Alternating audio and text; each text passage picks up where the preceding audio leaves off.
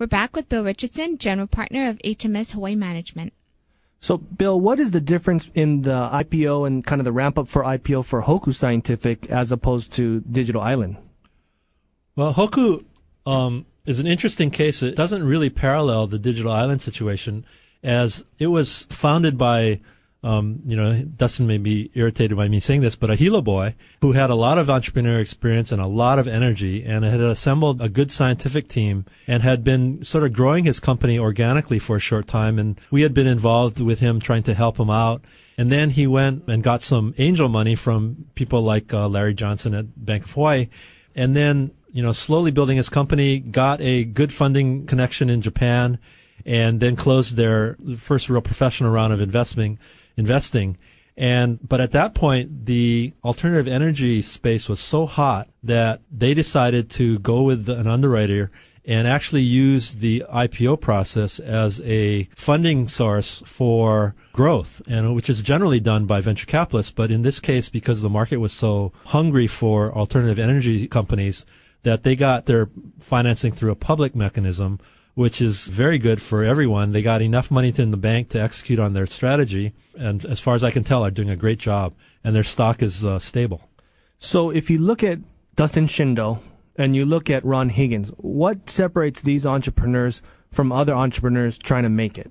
Well, when you sit with Ron and Dustin, you can almost feel their energy and their passion. And I think that that's really what makes it. I mean, they were willing to go to the wall and fight for their idea. And in addition to that, they were willing to hire very intelligent people to work with them, very energetic people, and they were great motivators for those people once they came on. Sometimes I wonder if entrepreneurs are born rather than made. I think Ron really made himself into an entrepreneur and considers entrepreneurship a sort of a professional practice like being a lawyer or an accountant. I don't know about Dustin. Haven't had as many deep conversations with him, but I believe that he was really made as an entrepreneur. He has just got the personality to build things, and he's very good at it. How about for you, though? Because you started off as an attorney, and then you made your route to a venture capitalist, which is basically an entrepreneur as well, and a coach to entrepreneurs. How was that for you? Well, that's a little bit of a long story. I went to law school because I didn't have anything else to do out of undergraduate school, and I figured it's better than getting a job.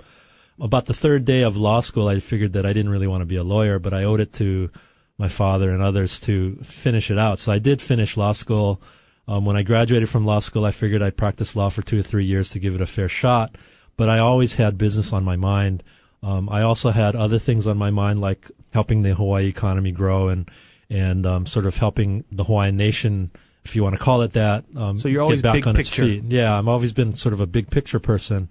So, I fell into it. I'm a big believer that you get 2 or 3 or 4 chances in your life to move ahead. And if you spend the first 10 or 15 years of your career, say from 20 to 35, filling your quiver with as strong arrows as you can, that sooner or later a great opportunity will come forward, and you have to have both the ability to recognize that as a great opportunity and the tools to perform at that level. So I got lucky, and lots of people say, the harder you practice, the luckier you get. What's the story behind that? How did you become the venture capitalist? Someone approach you? What's the story? Yeah, it's a long story. A friend of a friend said, you ought to go see Bill Richardson. This was Dick Gray, who has been working with HSDC. And I seemed to have had the right skills and the right temperament and the right connections to be a positive partner for him, and it's worked out very well. Lucky. Being that you describe it like that, what kind of temperament does a venture capitalist need? What kind of skills would one need? Well, that's a tough one. I mean, you certainly have to be a very supportive person and be willing to take a background position, because you don't want to ever sort of stand in front of the entrepreneur. You really want the entrepreneur to build his business. But you have to be there to support them in any way you can. And when I first started, what I brought to the party was a little bit of legal experience, some finance experience from my previous working, and a lot of connections in Hawaii. Since then, I've developed a lot more in terms of understanding how to avoid mistakes. In an entrepreneurial company, you cannot afford to make strategic mistakes and go 2 or 3 months down the road with a wrong decision. You have to be able to quickly adapt to the situation, and if you're going down the wrong road, recognize it and get out of there as fast as you can. Thanks for tuning in. Stay tuned for more on Greater Good Radio.